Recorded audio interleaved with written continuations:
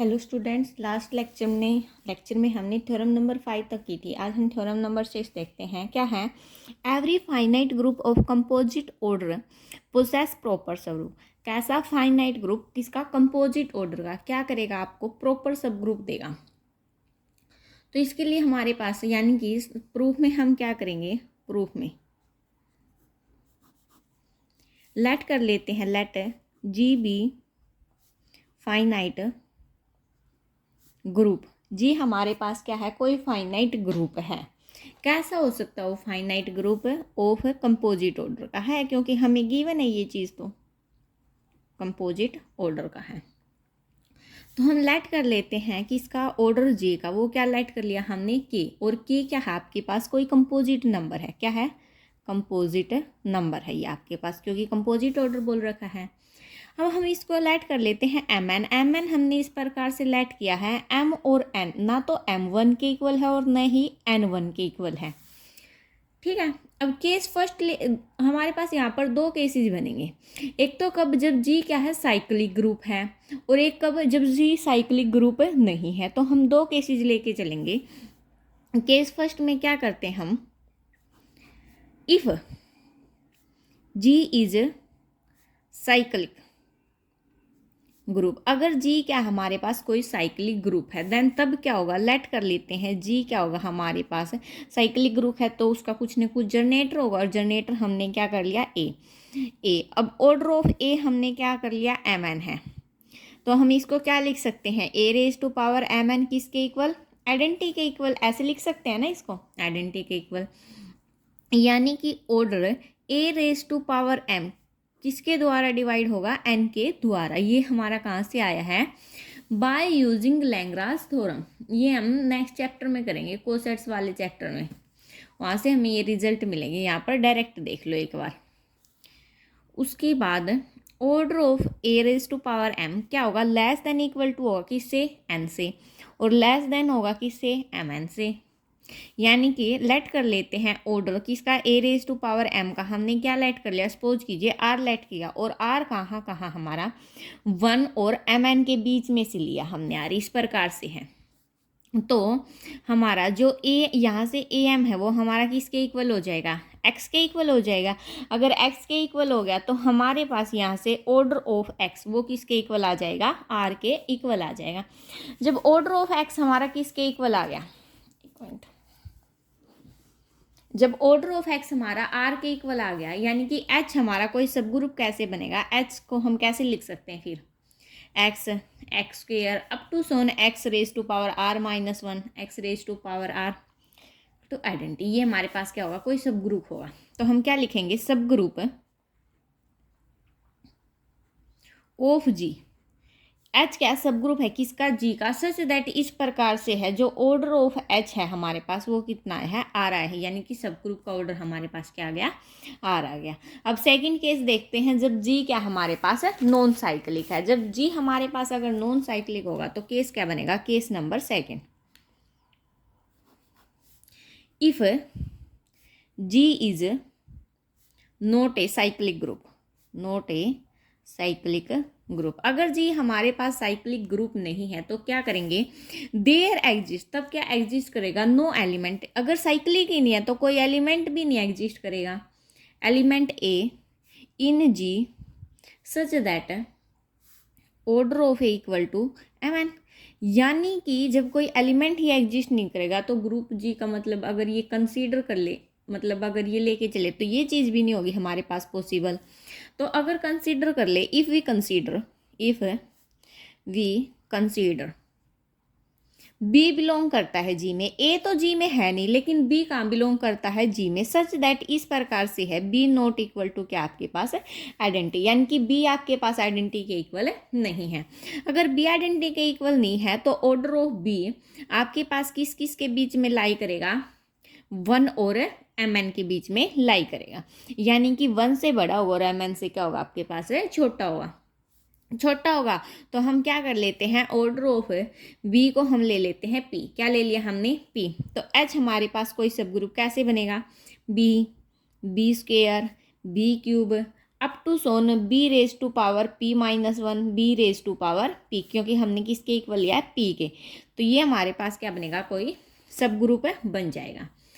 सब ग्रुप हो गया ये हमारे पास किसका, ऑफ जी का। किस प्रकार से, सच दैट ऑर्डर ऑफ एच आपका किसके इक्वल होगा, पी के इक्वल होगा। ठीक है, दोनों केसेस में जब साइक्लिक है और नॉन साइक्लिक है, दोनों में हमने क्या दिखा दिया, ऑर्डर दिखा दिया। अब देखते हैं हम नेक्स्ट थ्योरम। थ्योरम नंबर 5 क्या हमारे पास, एवरी 7 एवरी सब group of A cyclic group is cyclic. प्रत्येक क्या है, सब ग्रुप ऑफ साइक्लिक ग्रुप है। साइक्लिक ग्रुप का सब ग्रुप भी क्या होगा हमारे पास, साइक्लिक होगा, यानी कि जो सब ग्रुप है वो भी हमारे पास क्या होगा, साइक्लिक होगा। अब हमें ये चीज़ प्रूव करनी है, तो प्रूफ में क्या करते हैं हम, प्रूफ देखो लेट कर लेते हैं, let G be any cyclic group G तो कोई साइक्लिक ग्रुप है, and H be any subgroup, और एच को हमने क्या लेट किया, एच क्या हमारे पास कोई सब ग्रुप है, किसका, जी का। तो ऑफ जी लिख ही देते हैं, ऑफ जी। इफ अगर एक्स कहाँ बिलोंग कर रहा है, एच में। अगर एक्स एच में बिलोंग कर रहा है और एच किसका सबसेट है, जी का सबसेट है, यानी कि एक्स कहाँ पर बिलोंग कर जाएगा, जी में। और जी का जनरेटर क्या है आपके पास, ए है। तो एक्स को हम क्या लिख सकते हैं, एक्स को लिख सकते हैं a raise to power k, जहाँ पर के क्या है आपका समय इंटीजर है। कैसे हुआ, अगर एच सब ग्रुप है जी का तो सबसेट होगा, अगर सबसेट हो गया तो जी में बिलोंग कर जाएगा, जी में बिलोंग कर गया तो जी का जनरेटर हमने क्या ले रखा, ए ले रखा, तो हम एक्स को क्या लिख सकते हैं, ए रेज टू पावर के। सिमिलरली या आल्सो अगर एक्स बिलोंग कर रहा है एच में, तो एक्स इनवर्स भी बिलोंग करेगा एच में, क्योंकि सब ग्रुप है। अगर इनवर्स बिलोंग कर गया, यहाँ पर क्या था, ए रेज टू पावर क्या आया था, जो कहाँ बिलोंग करेगा, जी में। तो ए रेज टू पावर माइनस के भी कहाँ बिलोंग कर जाएगा, एच में। अगर एच में बिलोंग कर गया तो देखो हम क्या लिखेंगे, H contains positive as well as negative integral power of a. H में वो सारे एलिमेंट है जो ए की पॉजिटिव पावर के भी हैं और नेगेटिव पावर के भी हैं। अब हम क्या कर लेते हैं, लेट कर लेते हैं, let m be the least positive integer. M को हमने क्या लेट कर लिया, कोई भी सब लीस्ट पॉजिटिव इंटीजर है, सच दैट इस प्रकार से है कि ए रेज टू पावर एम ले, वो कहाँ बिलोंग कर जाए, एच में। अगर तो हमें क्लेम क्या करना है, we claim H equal to generator a raise to power m. ये चीज़ हमें क्या करनी है, अब लेके आनी है। हमने एम इस प्रकार से लिया, लीस्ट पॉजिटिव इंटीजर है कि ए रेज टू पावर एम हमारे कहाँ बिलोंग कर जाए, एच में, और एच हमारा क्या है, सब ग्रुप है। तो अब हमें ये चीज़ प्रूव करनी है। ये चीज़ प्रूव करने के लिए हम क्या करते हैं,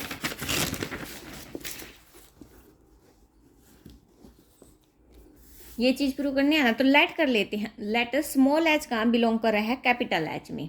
बी एनी आर्बिट्रेरी एलिमेंट, कोई आपके पास आर्बिट्रेरी क्या है, एलिमेंट है।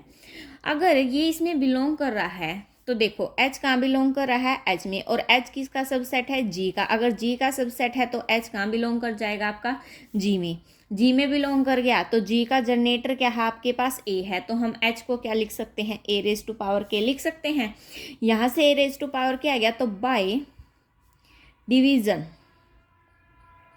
एल्गोरिथम, बाय डिवीजन एल्गोरिथम की हेल्प से के हमारा किसके इक्वल होगा, एम क्यू प्लस आर के, जहां पर आपका आर क्या होगा, 0 और एम के बीच में होगा। ठीक है, आर कहाँ होगा आपका, 0 और एम के बीच में होगा।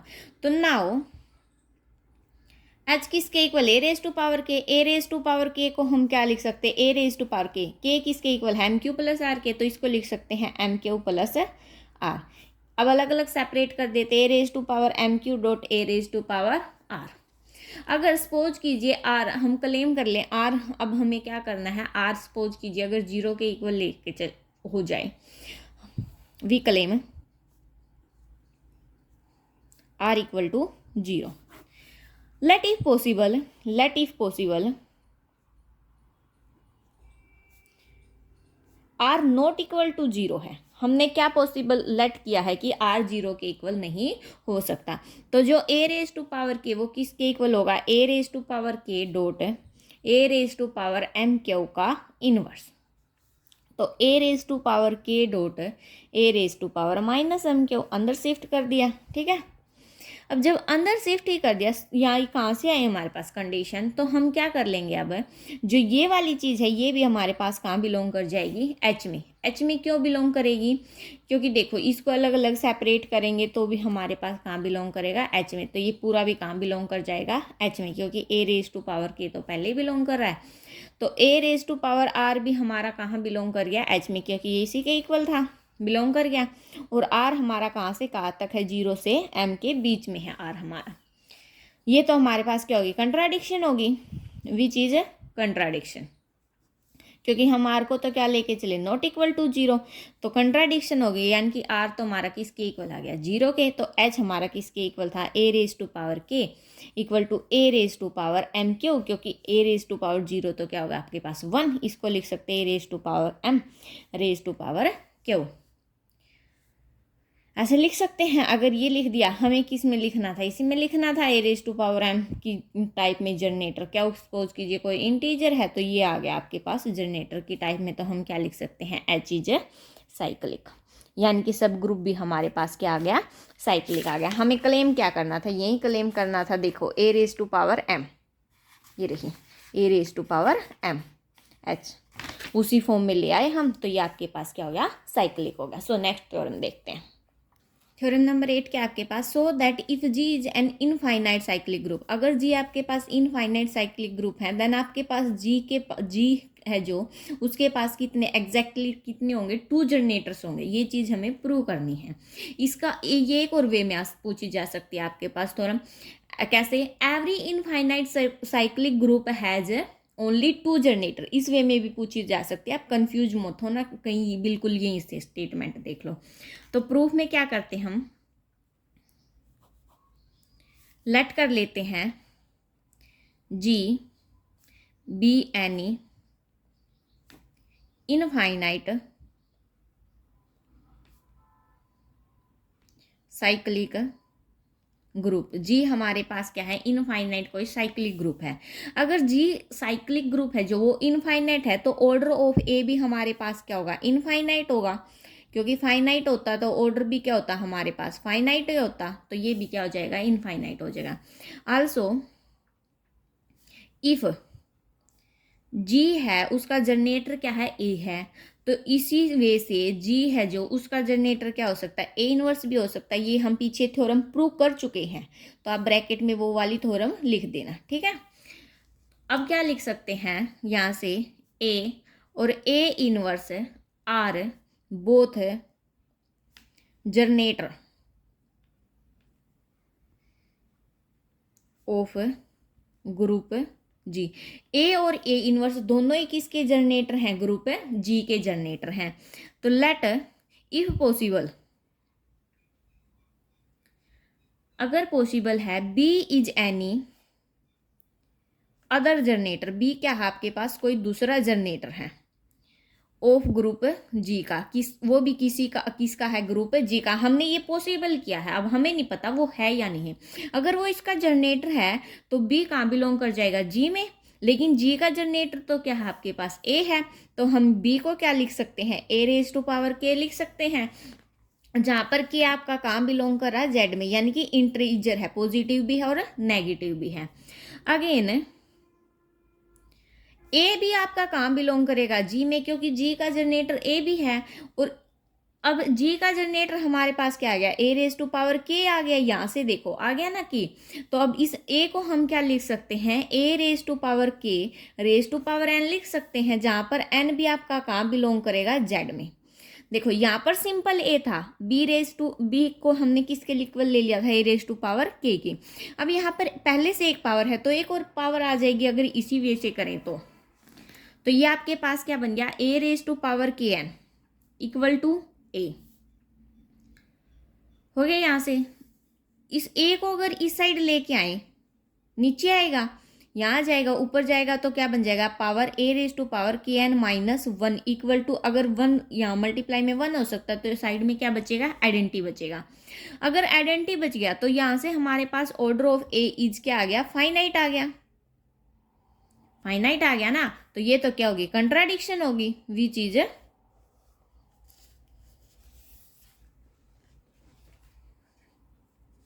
ये हमारे पास क्या होगी, कंट्राडिक्शन होगी। अगर कंट्राडिक्शन होगी तो ये हमारे पास क्या हो गया, जब कंट्राडिक्शन ही होगी तो हमारे पास है जो जी ग्रुप है उसके जनरेटर क्या होंगे, हमारे पास है ओनली 2 जनरेटर होंगे, क्या, ए और ए इनवर्स होंगे। बी तो हम तीसरा लेके चले थे ना, तो वो तो पॉसिबल है नहीं, तो इसीलिए कितने होंगे, 2 जनरेटर्स हो सकते हैं, ओनली कितने होंगे, 2 जनरेटर होंगे। ठीक है, तो नेक्स्ट थ्योरम देखते हैं। नेक्स्ट थ्योरम नहीं है, आपके पास यूलर फंक्शन है। अब हम यूलर फंक्शन के बारे में पढ़ेंगे कि यूलर फंक्शन आपके पास होता क्या है। यूलर फंक्शन क्या होता है, जहां पर हमारे पास फाई ऑफ एन किसके इक्वल हो, 1 के इक्वल हो, इफ अगर एन भी आपका किसके इक्वल है, 1 के इक्वल है, यानी कि फाई ऑफ एन हमारे पास क्या होता है, number of positive integers less than और equal to and coprime to n. Phi n क्या होता है हमारे पास, नंबर होता है किसका, पॉजिटिव इंटीजर का, लेस देन और इक्वल टू होता है किससे, एंड को प्राइम होता है किसके, 2n के। सपोज कीजिए हम यहाँ पर ले लेते हैं, अगर आपके पास 5 10 ले, नेक्स्ट पेज पे एग्जाम्पल देखते हैं। देखिए हमने क्या लिया है, 5 10 ले लिया, इसके अंदर क्या हो सकता है, 1 2 3 4 5 6 7 8 9 और 10, ये ले लिए हमने। अब हमें ऐसे नंबर उठाने हैं इसमें से कि जिनका जीसीडी करे वो आपके पास क्या आए, 1 आए। देखो 1 का और 3 का लेंगे, जीसीडी कितना आएगा, 1 आएगा। 3 का और 5 का लेंगे, कितना आएगा, 1 आएगा। 5 का ले लो, 5 का 1 का लो या 5 का 3 का लो, कितना आएगा, 1 आएगा। 7 के साथ लो या 9 के साथ लो, जैसे 7 का 9 का लिया, 9 का 5 का लिया, 9 का 1 का लिया, तो जीसीडी आपके पास क्या आएगा, 1 आएगा, बाकी में नहीं आएगा। 5 के साथ भी नहीं आएगा शायद जीसीडी, तो 1 क्या आएगा, नहीं आएगा, 5 के साथ भी नहीं आएगा। ठीक है, ये ऐसे ही रखो, 7 और 9 ले लिया। ठीक है, यानी कि 5 ऑफ 10 आपका किसके इक्वल आ जाएगा, 4 के इक्वल आ जाएगा, क्योंकि ऐसे कितने नंबर आए हैं, 4 नंबर आए हैं। यानी कि जो n है हमारा वो किसके इक्वल होगा, P1 K1, P2 K2, P3 K3 up to सोन PR KR। यानी कि जब हम 5 ऑफ n निकालेंगे वो क्या आएगा हमारे पास, n into 1 minus 1 by P1, 1 minus 1 by P2, 1 minus 1 by P3।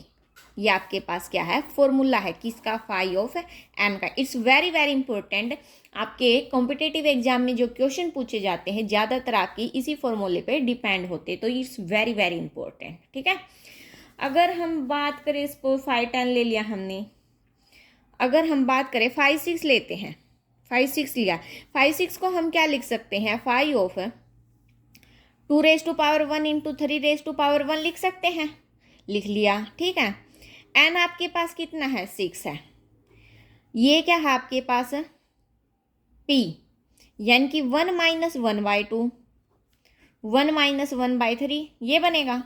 6 as it is, 1 minus 1 by 2 1 by 2 into 3 minus 1 2 by 3, तो ये नीचे 6 बनेगा, इस 6 से ये 6 कैंसिल, कितना बचा आपके पास, 2। तो 5 ऑफ 6 आपका किसके इक्वल आ गया, 2 के इक्वल आ गया। और देखते हैं, जैसे 5 ऑफ 10 का ही ले लेते हैं हम एग्जाम्पल, वहाँ पर तो सिंपली क्या था, कैसे,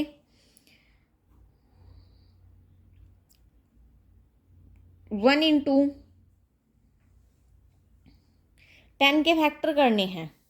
10 के फैक्टर कैसे होंगे, 5 और 2 होंगे, यानी कि 2 रेज टू पावर 1 हो सकता है और 5 रेज टू पावर 1, ये क्या बन गया आपके पास, 10 के फैक्टर बन गए।